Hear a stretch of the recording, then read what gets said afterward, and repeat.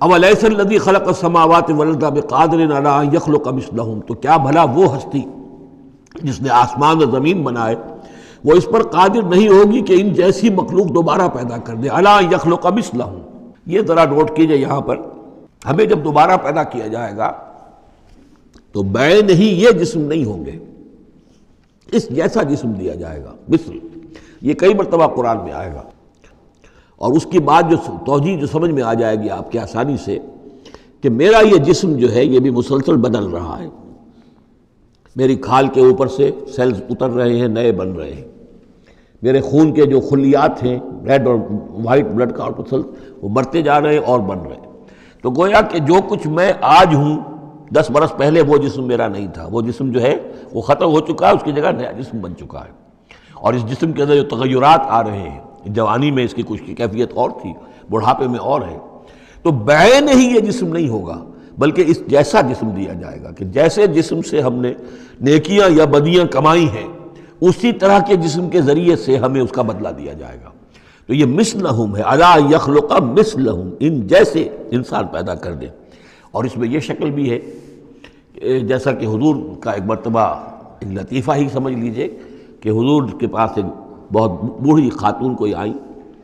اور انہوں نے کہا کہ حضور دعا کیجئے اللہ تعالیٰ مجھے جنت میں داخل کرے، تو حضور نے فرمایا کہ بڑی بھی جنت میں بوڑھی عورتیں تو نہیں جا سکتی۔ اب وہ بیچاری سیدھی سادھی کوئی بدو عورت ہوگی کوئی، تو بہت اس کو رنج ہوا اور بہت افسوس کہ بوڑھی عورتیں جنت میں داخل نہیں ہو سکتی، تو اس کا مطلب یہ کہ پھر میں تو نہیں داخل ہو سکتی۔ تو پھر آپ نے فرمایا نہیں، تمہیں جوان کر کے داخل کیا جائے گا، جب تمہیں پیدا کیا جائے گا تم جوان ہوگی پھر۔ تو اس حوالے سے سمجھ لیجئے کہ جو ہے وہ تخلیق ثانی جو ہے بعین ہی وہی جسم جو آج میرا ہے، یہ تو جسم میرا کل نہیں تھا، اور یہ میرا جسم جو آج ہے وہ کل نہیں ہوگا، اس میں تغیر و تبدل ہو رہا ہے، مسلسل ہو رہا ہے، مسلسل ہو رہا ہے، لیکن یہ کہ جسم ہوگا اس ہی جیسا جو مجھے دیا جائے گا، تاکہ جس قسم کے جسم کے ذریعے سے جن یہ جو ہمارے اعضاء و جوارح ہیں جن سے ہم نے نیکیاں یا بدیاں کمائی ہیں اسی طرح کے جسم کے ذریعے ہمیں اس کا بدلہ اللہ تعالیٰ عطا فرمائے۔ اب الیس الذی خلق السماوات والارض بقادر ان یخلق مثلہم، کیا بھلا وہ ہستی کہ جس نے آسمان بنائے اور زمین بنائی وہ اس پر قادر نہ ہوگی کہ ان جیسی اور ان جیسوں کو پیدا کر دے؟ بلا، کیوں نہیں، وہو الخلاق العلیم، اور یقیناً وہ تو ہے بہت تخلیق فرمانے والا، بہت خلق فرمانے والا، العلیم ہے اور سب کچھ جاننے والا۔ انما امرہ اذا اراد شیئا ان یقول لہ کن فیکون، اس کا معاملہ تو یہ ہے، اس کے امر کا معاملہ تو یہ ہے، انما امرہ، اس کے امر کی شان تو یہ ہے، یہ عالم امر ہے، نوٹ کر لیجئے، جہاں کہیں بھی یہ آیت آئے گی اس کی مفہوم میں آئے گی اور یہی الفاظ ہوں گے۔ عالم امر میں کوئی ٹائم نہیں، عالم خلق میں ٹائم لگتا ہے۔ جہاں خلق آیا آسمان اور زمین ہم نے بنائے 6 دنوں میں، اب وہ 6 دن کون سے ہوں؟ چلیے ملینمز کہہ لیجئے، 6 ادوار کہہ لیجئے، ہو سکتا ہے ایک دن لاکھوں برس کا ہو جس میں کہ تخلیق مکمل ہوئی ہے، لیکن وہ بھارا ٹائم لگا ہے۔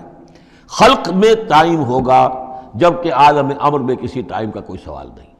اور روح بھی عالم امر کی شے ہے، لہذا روح کے لیے کوئی وقت نہیں ہے۔ روح جو ہے وہ آنے واحد میں یہاں اور آنے واحد میں وہ اللہ تعالیٰ کے قریب، اور وہ جیسے کہ فرشتے کا معاملہ ہے، جبرائیل آنے واحد میں یہاں اور آنے واحد میں عرش کے قریب ہوں گے، کوئی ان کے لیے ٹائم ہے ہی نہیں، عالم امر میں وقت نہیں ہے۔